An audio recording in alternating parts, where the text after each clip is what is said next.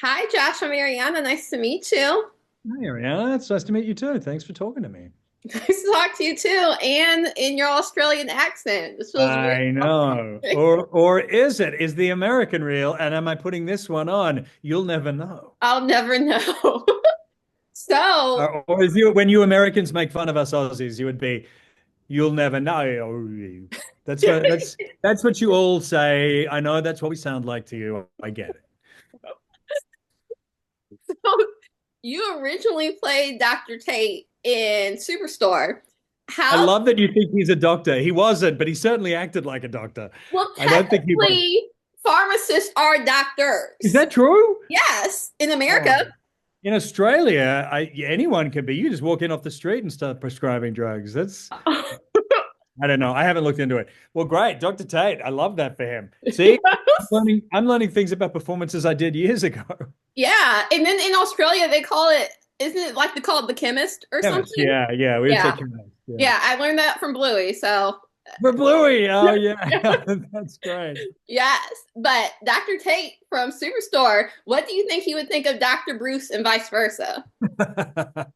You know, would it? It's interesting. I think Tate would be threatened by Bruce, and I think Bruce would think Tate was a kindred spirit, peas in a pod. I think it'd be maybe Bruce would take Tate under his wing, kind of be an unofficial mentor to him.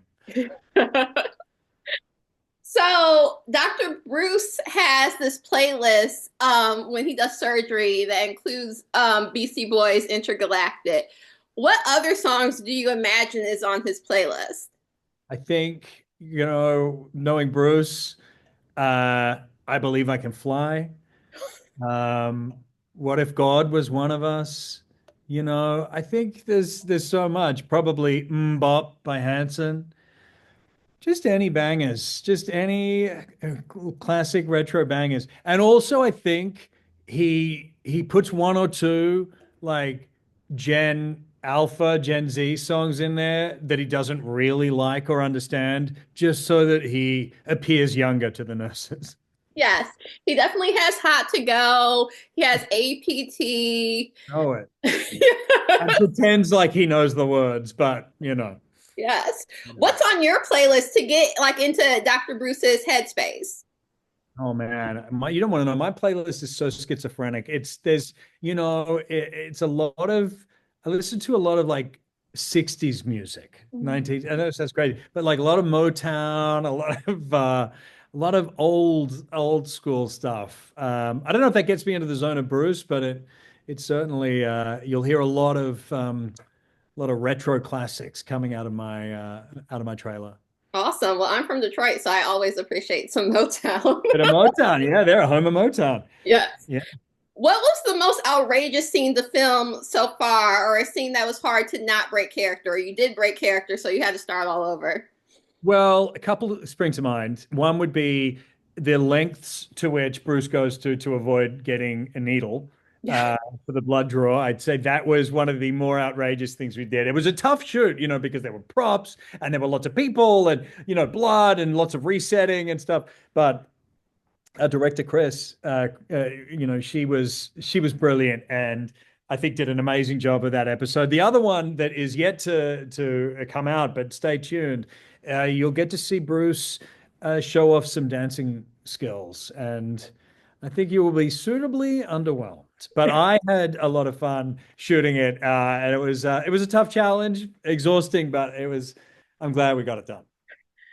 When filming a mockumentary, was it like talking to the camera and making it seem natural, even though Dr. Bruce is so unnatural in front of this camera? Like he does the whole heartbreaking scene of talking about his how his dad passed away, and then it's just like, oh, what's the question again? It's like we've never even asked you a question. Yeah. Yeah, look, it's interesting. It's kind of goes against everything in your that you've been taught as an actor to look at the camera. Like everything tells you to ignore that it's even there. And that you do over the years. You sort of do sort of stop noticing it. And then I have to keep getting reminded early on. I was like, no, no, no, look at the camera more. We want it to become a part of the style. And I think everyone in the show's got a different relationship to the camera.